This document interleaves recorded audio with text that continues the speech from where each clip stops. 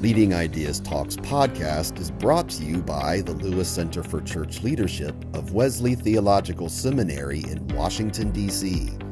Subscribe free to our weekly e-newsletter, Leading Ideas, at churchleadership.com/leading ideas. Leading Ideas Talks is also brought to you by the Taking Church to the Community Video Toolkit. Explore strategies your congregation can use to reach beyond its walls with worship, community events, ministries, and service. Learn more and watch introductory videos at churchleadership.com/shop. And remember, to stay up to date with the latest church leadership strategies and information, please like and subscribe to this channel and click the bell icon to get updates for new videos. How can church leaders build an inclusive community of faith? In this episode, we speak with Brandan Robertson, the TikTok pastor, about social media ministry, intersectional inclusivity, and the challenges of building inclusive community. Welcome to Leading Ideas Talks, a podcast featuring thought leaders and innovative practitioners. I am Jessica Anschutz, the Assistant Director of the Lewis Center for Church Leadership, and I am your host for this Leading Ideas Talk. Joining me is Reverend Brandan Robertson, who serves as the pastor of the Sunnyside Reformed Church in Queens, New York, and who is also known as the TikTok pastor. He's the author of True Inclusion, Creating Communities of Radical Embrace. He's also an activist and public theologian working at the intersections of spirituality, sexuality, and social renewal. Thank you, Brandan, for taking time to speak with me today about your book and your ministry. Thanks for inviting me. I'm so excited to have this conversation. Before we talk about your book, Brandan, I want to give you an opportunity to share with our listeners how you came to be known as the TikTok pastor. Yeah, it's a surprising story to me too, every time I go back and think about it, because it really centers on the pandemic. The pandemic shifted so much for so many people. And I was pastoring a community in San Diego at the time, and we had shut down our offices, shut down Sunday worship. We're figuring out what going virtual meant. But in my context, that meant that I had a lot of extra time automatically on my calendar because pastoral care all became virtual. There was a lot less traveling around. And so I started exploring, just trying to find inspiration for how to pastor during the pandemic. And I'd seen this app, TikTok, pop up and begin in conversation, but thought it was for kids to post dancing videos or whatever, and wasn't very interested in getting it. But I saw a fellow clergy colleague in San Diego starting to post just fun videos in her clergy collar, talking about theology, and seeing TikTok used that way, I wondered what it would look like if I decided to hop on with all my extra time now and see what happens. And so I started with a TikTok account, and my first probably 20 videos were pretty terrible. I tried to be funny and hip and cool and do all of the things that I thought the kids on TikTok would resonate with. And none of that really worked. And about a month into it, I started just talking about theology because that's my passion. I see myself as a teacher and public theologian, and I love helping people articulate a progressive version of Christianity. So I started just doing videos about various aspects of progressive Christianity and started noticing these videos getting 20,000, 30,000, 40,000 views, and my follower count start just going up and up and up. And I was blown away by how much talking about theology would resonate with the audience of TikTok.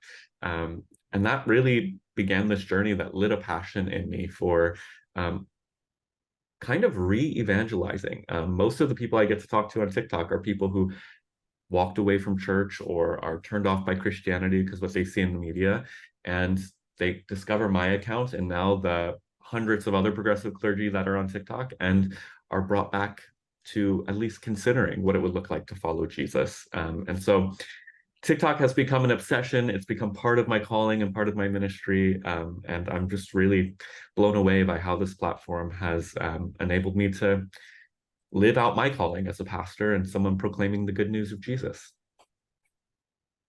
I love that story and think it's just a wonderful story of innovation, of trying and failing, and pivoting and sort of finding your place.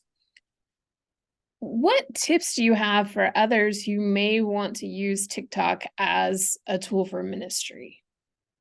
Yeah, I think the easiest thing is to just get a TikTok and start doing what you do. I think so many people, especially pastors, are paralyzed by feeling like they don't know the ins and out of a platform, and so they never begin to experiment with it. There's really no way that you can use TikTok or really any other social media platform wrong. There are ways that will end up being effective and get your content in front of lots of people, and some that are not so effective and won't be seen by tons of people. And all of it is good. All of it is good knowledge and can help train you in how to be an effective digital minister. And so I would say get on TikTok, start talking about what you talk about. The other thing people tend to think when they get on TikTok is that they have to create really highly curated content that's been edited, content that has the perfect captions and the best lighting. I have found in my own story of success on TikTok, my videos are unedited, off the cuff. I record probably 10 videos in 20 minutes. It's because each video is about a minute long. And so I sit down and I just speak from my heart, what's on my mind, and post that immediately. And those videos get more traction because what people are looking for on TikTok more than anything is a sense of authentic connection. The person on the other side of the screen wants to feel like they're just FaceTiming you or Zooming you or are just connecting with somebody in a very real way. And content that is overly produced and over edited on TikTok doesn't perform well. So it's a super accessible platform for people just to turn on their cameras, say what's on their heart, put it out into the world and see what happens. And what I do know is that people are starved for good news right now. People are starved for inclusive Christianity right now. And so more voices on a platform like TikTok is better for the mission that we're all called to in the world. So get on TikTok. I appreciate your endorsement of TikTok, but most importantly, your endorsement of being our authentic selves when it comes to leadership in the church and in the community. I know that your social media presence and your messages of inclusion have not only brought millions of views, but also quite a bit of critique, which often comes for those of us who are in the spotlight of public ministry. What practices have helped sustain you in the midst of the criticism that comes along with your presence? Yeah, that's a great question. I would be lying if I said that the criticism doesn't always get to me. I think whenever we enter into the digital realm, we need to be mindful that this is, in our era, global. Everything you put on the internet is available to anyone in the world. And there are lots of people in the world who will oppose what you're saying or who you are or how you're doing ministry. And there are a lot of people in the world that will do that in ways that are pretty horrendous. And so on one hand, I think most pastors have to learn how to have a thick skin and take some critique. That will prepare you in some regards. But when you're also in the digital space, you're going to come across people that go out of their way to do very unkind, sometimes scary things. I've had people email me threats before and things like that. I would say the way I've dealt with that, though, personally, is one, having other friends in this space with me who I can talk to about how to respond if there is a particularly bad troll attacking or I am getting a kind of threatening email, like having a community of support around me, talking to other clergy about what to do and how to respond is very helpful, because a lot of times when you're responding to something like that that's so negative, you do kind of get into fight or flight. And that mode is not a helpful mode to make decisions in. So having a sounding board is helpful. The other thing is, obviously, since my ministry has moved primarily into the digital realm, only recently did I step back into a brick and mortar church. I've really relied on therapy, which is something I think all pastors should have, but especially if you're going to be doing digital work.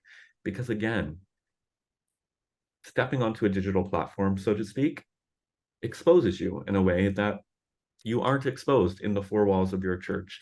And people will know things about you. And on the positive side, if you get on TikTok, and even if you just get a couple thousand followers, you might get recognized in public. And there are, like, as pastors, I think it's important for us to have people to talk about those instances with, good and bad, to help keep our egos in check, to help keep us humble, to make sure we're staying healthy, because social media can also become addictive. And we can also very quickly start utilizing it for the wrong reasons. If it becomes just a way to get more likes and more views, you're going to find that your content begins to be inauthentic. You're going to start saying things that you know people will respond to. And so for me, having a therapist in my life to talk about criticism, but also just to talk about what it means to be doing ministry in such a public way, has been a really helpful way to keep me grounded and keep me motivated to come back and do this ministry for another day. The importance of personal and professional support in the midst of ministry is certainly key. And I appreciate your willingness to lift both of those aspects up, the friends and colleagues and therapy. I want to shift now to your book, True Inclusion, Creating Communities of Radical Embrace. And if our listeners haven't had a chance to read it yet, I encourage them to do so. Your book focuses on intersectional inclusivity. How did you come to write about this? Yeah, that's a great question too. True Inclusion as a book kind of was not my idea. I had just stepped into pastoring a very diverse church, probably one of the more diverse churches I've ever seen before. And so I was wrestling with the question of, I'd spent so much time in my life and in my ministry advocating for LGBT inclusion in particular. Now I was pastoring a church that was fully inclusive, hired me as an openly queer pastor, had racial diversity, was very mindful of people with different abilities and disabilities. And we had all of it going on already. And so when I stepped in, I kind of breathed a sigh of relief and thought this wasn't a conversation we were really going to need to have.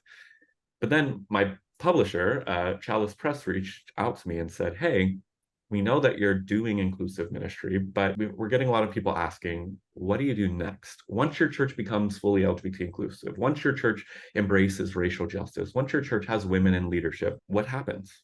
Does the work stop there, or is there more that we should be doing? So when the publisher asked me to do that, I spent about a year looking at my community and asking that in the midst of our community. What does it mean for us to say that we're inclusive and to have done a good job building an inclusive community thus far? But does it end here? Is that all the work? Do we just get to put that on our sign out front and be done with it? And what emerged was clearly a no to that question. There was always more work to do. And I explore in True Inclusion, both practically, what we had to do as a community when we became aware of more blind spots and people we were excluding, and how we wrestled with those questions as an inclusive community. And I looked back at the theology of Jesus. And one of the kind of core grounding lines in the book is that Jesus calls us to take the gospel of inclusion to its logical conclusion, which means that we're always looking beyond the four walls of our church and asking, who isn't showing up here and why? Who aren't we thinking about the needs of and making it harder for them to step into the four walls of our church? And also, how are we utilizing our resources to those that will never step into the four walls of our church, but we're rooted in this community for a purpose? And it's not just so that we can build a more wealthy, big church.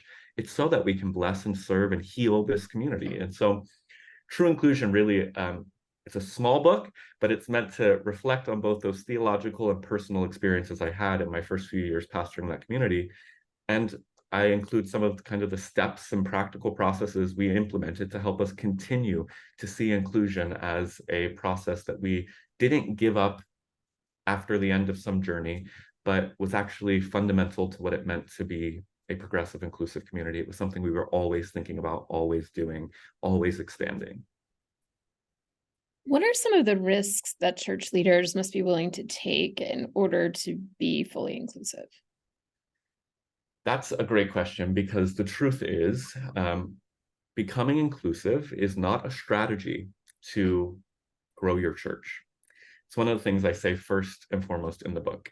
A lot of people tend to have the idea, as they begin thinking about moving their churches towards inclusion, that this is going to be a way to invite more and more people in. And in one sense, you will get more diverse people in your church when you start leaning into the inclusion imperative. But when you become a truly inclusive church and center inclusion as your community's core value, people that are in that church that are comfortable with the status quo, that are comfortable with the way things have been, that are comfortable with the people that have been showing up, are going to get very uncomfortable very quickly. And I've seen it time and time again. Every church I've pastored, as we pushed towards inclusion, we've lost people. And I also talk about the revolving door principle in true inclusion, which means in my experience, and every other inclusive pastor I've talked to has had an experience of, once your church commits to inclusion, the front door of your church becomes revolving, meaning membership isn't really a thing in radically inclusive churches. Very few, you might have a core group of people that become members and stick around and form the basis of the community. But more often than not, your community is going to be made up of people that are coming into the doors of your church for a place of healing, because they've been harmed by the church, rejected by their religious family. They're looking for a way to heal from their religious trauma. They'll come and be a part of your church for a while, and then they might move on. And I see that. I think we need to reframe that as actually success. I think we need to shift how we view what the role of church is, not building massive Sunday morning services, but rather having a community that's a touch point for many people, where they know they can come and show up and get healed. They can come, show up, and do justice in the community, but they might not be there every Sunday. And as you lead people on this journey towards healing and radical inclusion, membership shifts, the way we look at who makes up our church needs to shift. And that can be really shocking if you're not prepared for it. And I've had so many consulting calls with pastors that are just devastated and frustrated because they've done the right thing and they've lost a lot of people. But I think that's what we're called to do. And it's all about reframing. In thinking about your own experience on the journey down the path of inclusion, how have you been changed as you've led congregations to be more inclusive? Yeah, I think in two ways I've been changed. One, by being inclusive and teaching inclusivity in the way that I've gotten to over the past decade, I've had to become a more radically honest and authentic pastor and person. Meaning, now when I show up to a church, again, I just started at my new church a couple of months ago, I own my biases and my beliefs and who I am and areas that I'm working on. Like, I've had to learn to own that very clearly and publicly and not be ashamed of it. And also to extend that same grace to everybody else. I think by demonstrating that as a pastor, it helps other people show up and be authentic. Inclusive communities need to be willing to have safe space for people to say, I actually don't know what I think about XYZ type of person, and I have struggles around that. Can we work on that together? So I've become more authentic, and it feels so liberating and freeing, honestly, to get to show up, lay all my cards on the table, be an authentic, real person with the communities I pastor. And I hope that those communities are also invited to that same sort of authenticity. But also, the blessing of inclusive community is that I view the church as either a classroom or a gymnasium for our souls, right? It's not meant to be a place that we just show up for community alone. We should be growing. We should be challenged.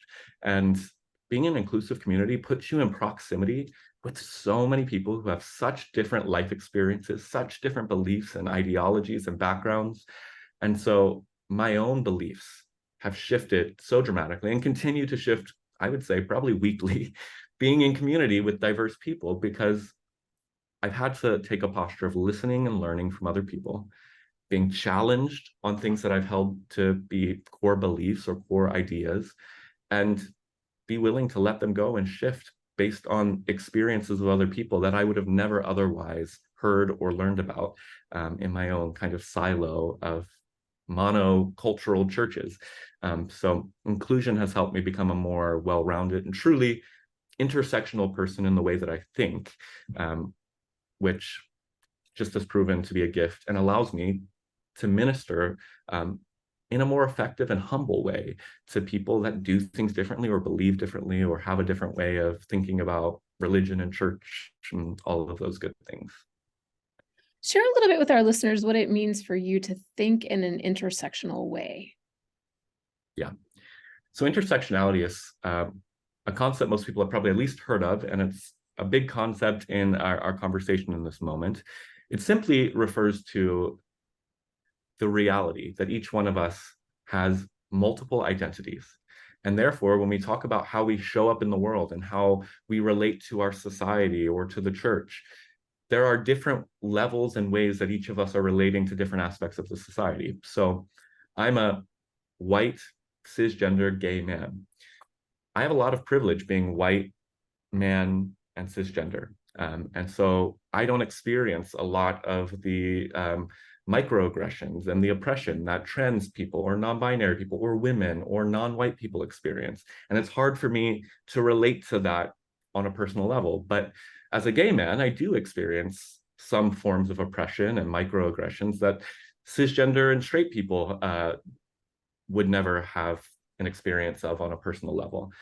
And so that reality causes me to, again, relate differently when I'm talking to a person of color who's gay or a non-binary person who's white. It shapes the way that I'm going to think about, especially when we're talking to people about inclusion, their experience in the church, in the world. To think intersectionally simply means you're always willing to analyze the circumstances that you're in or the people that you're with and understand the multiple identities that are at play and allow that to change the way you relate to them. You have to understand all the cultural backgrounds and the ways that privilege and power have worked in this community and change the way I'm going to relate to this group of people. It's just, again, kind of in the Apostle Paul's words, it's learning to be all things to all people. It's learning to relate to people where they're at and also understand the ways that my own identities can make other people uncomfortable or have a history of oppressing other people, and therefore should temper the way that I engage and probably calls me to listen more than I teach in those environments. Absolutely. The importance of listening. Often we're too prepared to speak and react rather than hear what's being shared. As we think about church leaders who may or may not be engaged in intersectional inclusivity, thinking especially about those who are beginning those journeys in their congregations on any number of issues. You lift up in the book that often congregations start in one area, and then as they seek to be inclusive, they move into other areas and recognize that there's more work to be done. But what words of wisdom do you have for church leaders as they begin to do this important work? Yeah. Well, I think you touched on something there that I'll comment on really quickly, that I think the only wrong way to do inclusive ministry is to take the one thing at a time approach, because that negates the intersectional experience, right? So in the book, I talk about a lot of churches will say, we're going to do racial justice. We're a racial justice church, or we are all about LGBT inclusion, and that's what we do. And it's like, great. So you're for LGBT inclusion, but what about Black LGBT people? Are they going to feel welcome in your church because you're not considering the way your church has participated in racial injustice? What about people with disabilities and different abilities? Have you considered them? Just because you're a racial justice church, that doesn't mean that a person of color who has a disability is going to be welcomed into your church. So it's to one, recognize that this is an overwhelming task that you are stepping into. And I think it is the call of the gospel and through the strength of God that we can lean into this task together and recognize that we should be asking our communities, what are all the ways that we are being exclusive to all the types of people that we're being exclusive to? And recognizing you're not going to get all of them all at once, but to have an intersectional lens.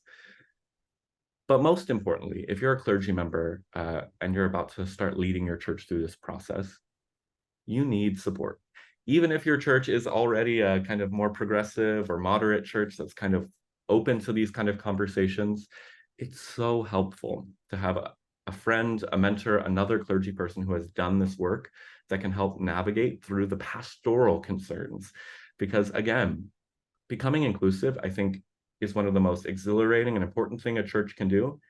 And it can also be very traumatic because there's a lot of change very quickly. The language that we start using when we start being inclusive requires us to own our own sin, own our own power, own our own privilege, and it becomes just a very fraught situation very quickly. So having somebody else that can help support you and help speak into your own church from the outside is really, really essential. Don't do inclusive ministry alone. Make sure you're being supported by other people. And the good news is most of our mainline denominations have programs or committees that do some version of inclusive ministry and a lot of resources there. And I would recommend leaning on them. All of the denominations that I've interacted with, which has been pretty much them all, have great people and great programs around this kind of conversation. So use the resources that are there for you and embark on this journey with bravery. I really appreciate that. And I think that that's it. You have to be courageous and brave and willing to take the risks and have the support systems in place as you take those initial steps. Brandan, I could probably sit here and talk with you all day, but we have to draw our time together to a close. I want to remind our listeners that your book is True Inclusion, Creating Communities of Radical Embrace. And as we close, I would like to invite you to share what is your hope for the church? The big question. But in this moment of reconfiguration and reformation, it's my hope that the church will lean into a spirit of innovation, meaning being willing to let the old things go, being willing to change the way we think about what it means to be a church, to look like a church, to exist as a church, to be willing to experiment and pay the price sometimes when the experiment goes wrong, but also experience the blessings of unexpected innovation. If the church can be innovative and willing to reform, the church has a future. If the church stays rigid and doesn't allow all the rapidly changing technologies and experiences that are coming in our modern world to help influence the way we do our ministry, that's the only way that we're going to continue to be able to proclaim the good news of Jesus to the coming generations. And so stay open to reforming. What a hopeful message. Thank you so much for taking the time to talk with me today, Brandan. Thank you for having me. Thanks for joining us for Leading Ideas Talks. Please like and subscribe to this channel and click the bell icon to get updates for new videos.